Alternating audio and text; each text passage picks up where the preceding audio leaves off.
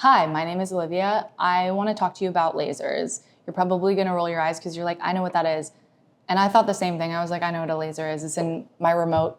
It's in a laser pointer. Like, I know I shouldn't shine that in someone's eyes. But the reality is I had no idea. I just knew the tip of the iceberg. These things are capable of so much on a cellular level that I didn't understand until I started training on one. So I want to break that down because once you understand it, it really does change your perspective about how not only physiology works, but how something like a laser could positively influence your own physiology to do the things you want and to pursue like a state of optimal health or cellular equilibrium where your cells are happy. Let's just break down on a very basic level what laser light is and what it does. Most of the, in my opinion, the coolest lasers have some kind of precious stone, a ruby, for example. They use this precious stone, they blast light through it, the light reflects off certain mirrors and boom, it comes through something like this, like a handpiece. The light comes out and this handpiece is on your skin. The light isn't just penetrating the top layer of your skin unless you want it to. We can set it to do that. And that would be an ablative process potentially, for example. We can go down to your fascia. We can hit fat cells. It all depends on which settings we apply to it. Now that's a different story that we'll get into where we can talk about different applications with the laser, but I want to talk about what it's doing on a cellular level. One of the first things it does is cell stimulation. This laser light can penetrate to your mitochondria, which is the powerhouse of the cell, and it can stimulate that to start working, to produce ATP. Your cells are now operating a little bit better than they were a few moments ago prior to having that light stimulation. The ATP is energy production, which is important because you want your cells to be producing energy so that they are functioning, they're producing growth hormones, they're cell signaling, they're working well. And as you age, cell energy, collagen production of things like growth factors decreases over time. And that's what happens. That's the root cause of a wrinkle. Okay, let's zoom out. The root cause of a wrinkle isn't necessarily muscle stimulation. We need to change our perspective there. The root cause of a wrinkle is decreased production of collagen as you age. Basically, a wrinkle is old ass cells just sitting there that have creased. And as you age, your cell turnover rate decreases. So it's these old ass cells, they're just sitting there and they're like, ugh. Sometimes we need to slough off dead cells. What better to do that with than a laser light? And on top of that, we need to stimulate production of new, fresh baby cells, laser light. And on top of that, we want the healthy existing cells to produce collagen, laser light. So not only are we really actually treating the root cause of a wrinkle with something like a laser light, but we're actually encouraging our cells to function optimally. We're helping our cells achieve a state of optimal energy production, of homeostasis. Your cells are happy when they are stimulated via laser light.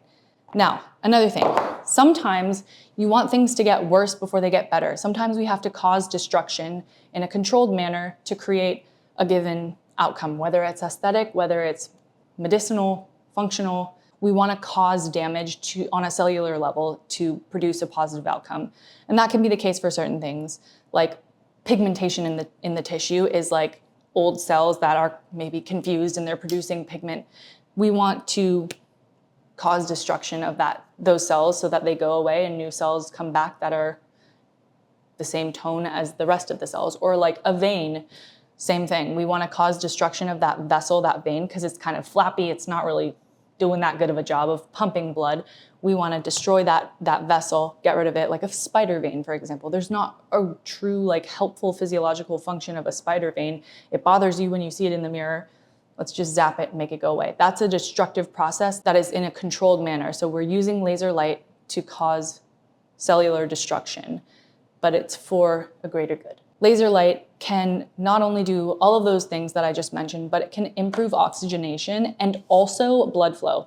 So by stimulating the given area, we're zapping it. What happens if you fall and you have a scratch? Blood flow comes to that area with things like growth factors, things like stem cells, and a whole cascade of events happens that causes tissue to start healing. And that's when you get a scab, and then all of a sudden your skin's fresh as it was before. Maybe you have a scar left, who knows? But the point is, blood flow comes when you cause damage. or you cause inflammation. Again, this is a controlled injury, if you will. So we're encouraging blood flow that is rich in things like stem cells and growth factors and all the juicy, delectable things we want in our skin, in our cells to happen. Now, this circles me back to the root cause of a wrinkle. The root cause of a wrinkle isn't muscle action. Let's compare the skin of an athlete to the skin of someone who maybe doesn't work out as much. No judgment behind that statement whatsoever, but the skin of an athlete is well perfused, meaning blood is constantly pumping through that tissue. There's growth factors, there's stem cells, it's healthy, vital tissue. Whereas someone who doesn't work out as much, it's not as vital, it's a little more dull, not as well perfused, there's not as much blood or growth factors going through that tissue. You want muscle action is my point. You don't want to paralyze your muscles, your glabella. You don't want to paralyze that necessarily, because that might not be the root cause of why you have a wrinkle. You might be dealing with something like collagen degeneration over time as opposed to too much muscle action.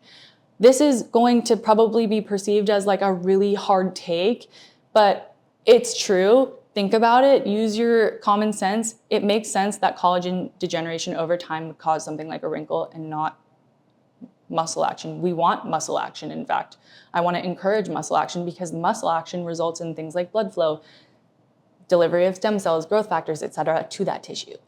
It's well perfused, it's healthy, it's vital tissue. We're going to have a case study soon where all of these millennial women who have been using Botox since their 20s are going to age, right? And they will not have been using their, forehead muscles for X amount of time. And we're going to get to see the result of that. In my opinion, it looks lax, it looks dull, and this tissue is thin. It's not being perfused with growth factors, with stem cells, and it's not having collagen generation regularly happening because there's no muscle use. Sorry, that was a soapbox that I just had to stand on. So the whole point here is regeneration. We're encouraging your cells to work hard to produce things like growth factors, collagen, etc. Because what ends up happening is your skin will stay tight, your skin will stay plump, your skin will stay healthy and vital for years to come, and you won't need a drip of Botox anywhere.